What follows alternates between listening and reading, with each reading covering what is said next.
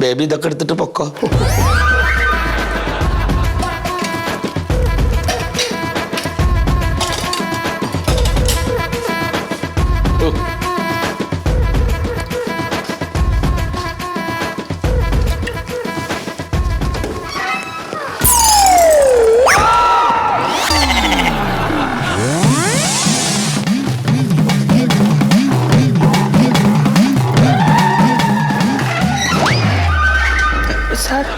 അത് കുട്ടികൾക്ക് ഭക്ഷണം വയ്ക്കണ ആളാ.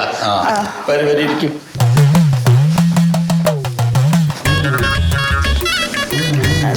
നമസ്കാരം. ജോയിൻ ചെയ്യാൻ വന്നാ. എവിടെ? ഇവിടെ. എന്തിന്? സാർ അപ്പോയിന്റ്മെന്റ് ലെറ്റർ ഉണ്ട്. ഞങ്ങളുടെ വീട് ഇവിടെ അടുത്ത് തന്നെയാണ് സാറേ. ഇവിടുന്ന് ഒരു 2 കിലോമീറ്റർ പോയാൽ മതി.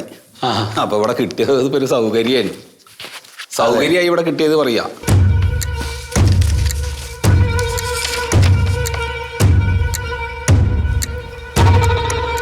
മണ്ടോദരി.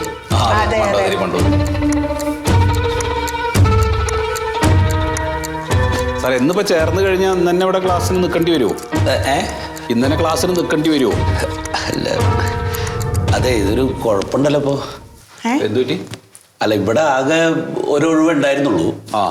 അവിടെ ഇപ്പൊ കഴിഞ്ഞ ആഴ്ച ഒരു ടീച്ചർ ജോയിൻ ചെയ്തു.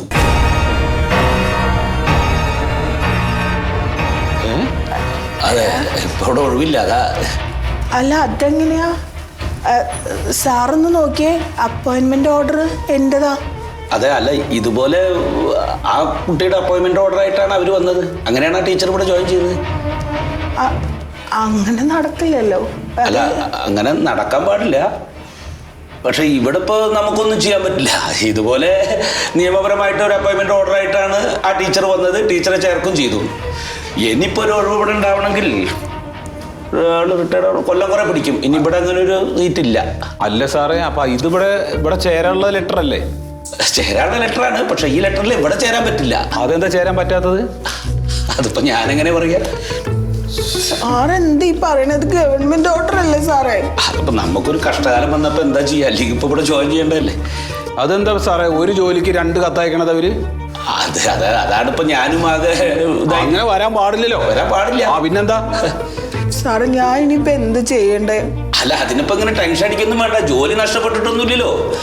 ED ഓഫീസിലേക്ക് ഒന്നുകൂടി ചെല്ലുക. എന്നിട്ട് നമുക്ക് ഇത് എന്താ ഇങ്ങനെ വരാൻ കാരണം എന്ന് ചോദിക്കാം. അപ്പൊ വേറെ വിദ്യാലയത്തിൽ കിട്ടും കേട്ടോ. ഏത് വിദ്യാലയത്തിൽ ജോലി ചെയ്യണമെന്നൊക്കെ ഉള്ളൊരാൾ തീരുമാനിച്ചിട്ടുണ്ട്. അതുകൊണ്ട് വന്നതാവും. അല്ല ഇപ്പൊ എന്താ പറയാ, കയ്യിൽ വെച്ചോളൂ.